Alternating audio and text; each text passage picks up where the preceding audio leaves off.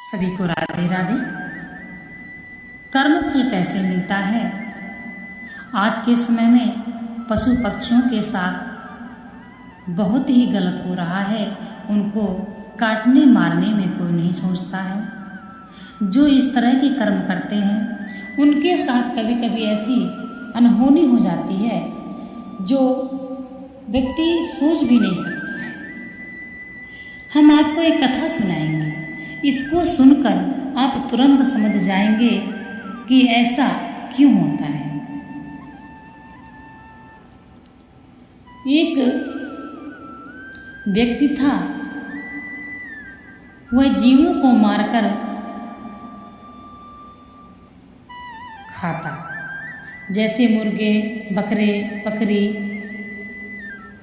ज़्यादातर पशु हत्या ही होती। अब उसके 3 लड़के थे। जब भी उनके पिता घर में मुर्गा काटते थे, कोई पशु काटते थे, तो उनके बच्चे देखा करते थे। धीरे धीरे बच्चे बड़े हो गए, समझदार हो गए और पिता वही करते रहे। मुर्गे लाते और हथियार उठाते काट देते। बच्चों को पहले तो अजीब लगता था, परंतु जब बच्चे हमेशा अपने घर में यही कार्य देखते तो वह बच्चे भी निडर हो चुके थे। एक दिन 2 बच्चे बड़े थे और एक बच्चा छोटा था। एक दिन दोनों भाई खेल रहे थे और छोटे बच्चे को माँ नहला रही थी। बड़े भाई ने छोटे भाई से कहा, पिताजी जैसे मुर्गा काटते हैं, मैं भी आज वैसे तुझे काटूंगा। और उसने हथियार उठाया और छोटे भाई को काट डाला। जैसे ही छोटे भाई को काटा, उसके चिल्लाने की आवाज माँ के पास तक गई। माँ अपने सबसे छोटे बच्चे को टब में पानी भरकर नहला रही थी। माँ ने बच्चे की चिल्लाने की आवाज सुनी और बच्चे को उसी टब में छोड़कर भाग गई। आखिर क्या हुआ? जैसे ही माँ बच्चों के पास पहुंची तो वह बच्चा, जो बड़ा बच्चा था, उसने जब अपनी माँ को देखा तो सोचने लगा, मैंने छोटे भाई को काट दिया है, इसका खून या इसकी लाश देखकर माँ मुझे मारेगी। वह बच्चा तुरंत वहां से छलांग लगा के कूद गया और मर गया। बड़ा बच्चा भी मर गया और बीच वाले को उसने काट दिया तथा माँ देखकर घबरा गई और माँ भूल गई कि मैं छोटे बच्चे को पानी में ही छोड़ के आ गई हूँ। छोटा बच्चा था, वह टब में पानी में अपने को संभाल नहीं सका और वह बच्चा टब के पानी में ही डूबकर मर गया। यानी कि एक क्षण के अंदर तीनों बच्चे चले गए। यह है कर्म फल। यदि आप दिन में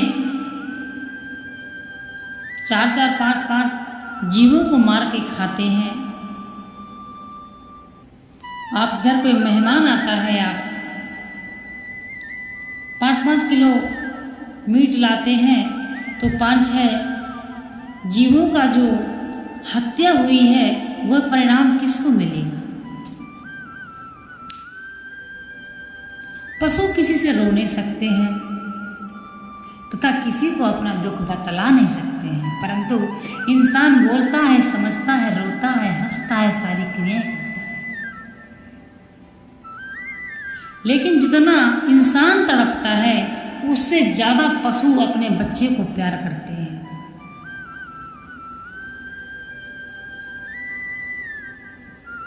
आपने देखा होगा,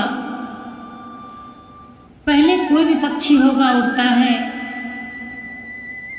खाता पीता है, परंतु जिस दिन से उस पक्षी के अंडे हो जाते हैं, उसका एक नियम बन जाता है, मादा अंडे के पास ही बैठी रहती है।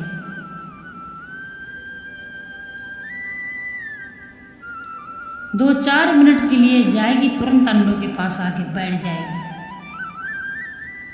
अपने अंडों को पालती है।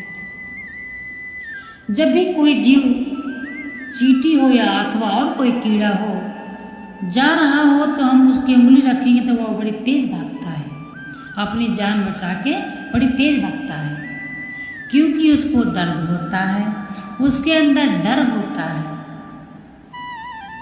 वह सब कुछ समझता है, इसीलिए वो अपने को बचाता है और भागता है। कोई भी पशु पक्षी लाए, मारे, काटे, खा गए, सब कर्म फल आपका बन रहा है। जितने भी पशु पक्षी काट रहे हैं, जो लोग उधर मार रहे हैं, गणास उठा के काट रहे हैं, वह सब बन रहा है, इकट्ठा हो रहा है। अपने करनी के फल से कोई बचा नहीं है।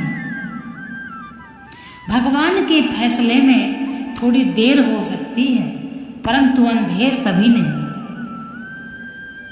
भगवान फैसला करते हैं थोड़ा रुक के, क्योंकि भगवान सोचते हैं शायद इसके समझ में आ जाए, परंतु मनुष्य के समझ में आता है या नहीं, क्योंकि मनुष्य समझना भी नहीं चाहता है।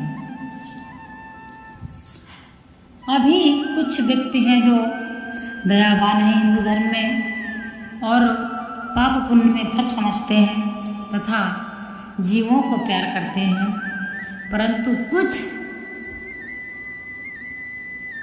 क्या बोलते हैं कि यदि हम नहीं खाएंगे तो पृथ्वी पर जीव अधिक हो जाएगा। यदि हम मुर्गा नहीं खाएंगे, मुर्गी नहीं खाएंगे तो यह अधिक हो जाएंगे। इंसान अधिक क्यों नहीं होता है? इंसान को कौन खाता है? जिस तरीके से भगवान ने सृष्टि बनाई है, तो आने और जाने का सिस्टम भगवान ने वैसे ही कर दिया है। कोई आ रहा है, जितने लोग दिन में आ रहे हैं, कहीं उससे भी ज़्यादा लोग दिन में मर भी रहे हैं। इसी प्रकार से जीवों में है, जंतुओं में है, पशु में है, पक्षियों में, सब में इसी तरह से है। जीना मरना लगा है। तो जिसकी भी यह सोच है वह बहुत ही गलत सोच है। पशु पक्षी और इंसान सभी को इस पृथ्वी पर रहने का पूर्ण अधिकार है। किसी को परेशान नहीं करना चाहिए। हम मनुष्य हैं, हम घर में रहते हैं, गृहस्थ में रहते हैं, हम जंगल में नहीं रहते हैं। हम अच्छे से अच्छा स्वादिष्ट भोजन पका कर खा सकते हैं, परंतु पशु पक्षी को मार के खाना ये कोई मानवता का धर्म नहीं है। याद रखिए, यदि आज किसी पक्षी को आप काट रहे हैं तो आप भी तैयार रहिए कटने के लिए। यह ईश्वर का निर्णय है।